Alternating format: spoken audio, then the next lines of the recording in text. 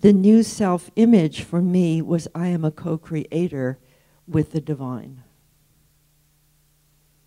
Humans are created in the image of creators. That our creativity, if guided by the divine impulse toward greater consciousness, greater freedom, greater connectivity, has the irresistible tendency of the universe within it. Is that a mighty force? Your vocation, when you feel an impulse to create, that what that is in you is the universal tendency towards greater creativity, greater connectivity, greater consciousness, motivating you. And that when you say yes to it, you're saying yes to the force of creation within you. And you have turned on the mighty force. He also said that there was a new kind of human on this earth. He called it Homo progressivus.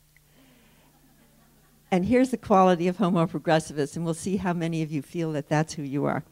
Homo progressivus, he says, has a mysterious sense of the future and an irresistible flame of expectation in their hearts. Does anybody feel that? An irresistible flame of expectation.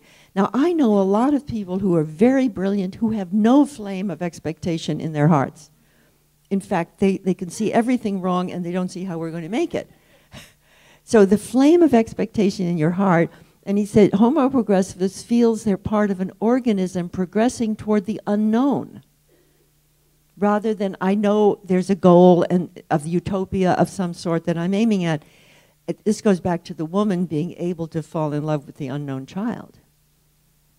Actually, the nature of Homo progressivus is to fall in love with the unknown potentiality within yourself, within your culture, and within your world, and even within the universe. It was supra-sex. Supra-sex. Supra-sex is when the desire for procreation moves up to the desire for co-creation. When the desire to join your genes becomes the desire to join your genius, your creativity, your passion to create, and you can't really do that alone. So I became vocationally aroused. What if self-evolution, self-expression through co-creation is the third great human drive?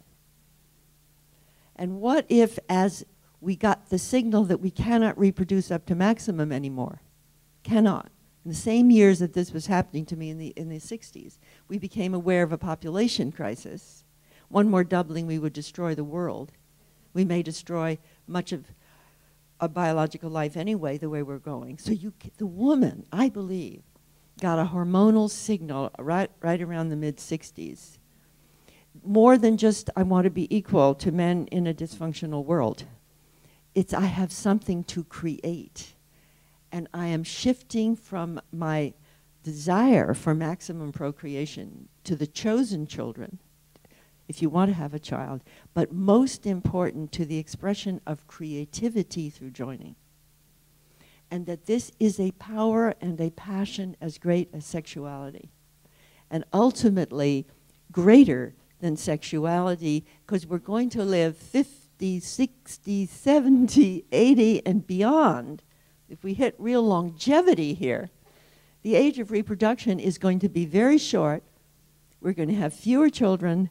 We're going to live longer lives. And the entire purpose of life will be identification of creativity, vocation, life purpose, and how to co-create. And we're right at the frontier of the emergence of the third great phase of human history in that sense.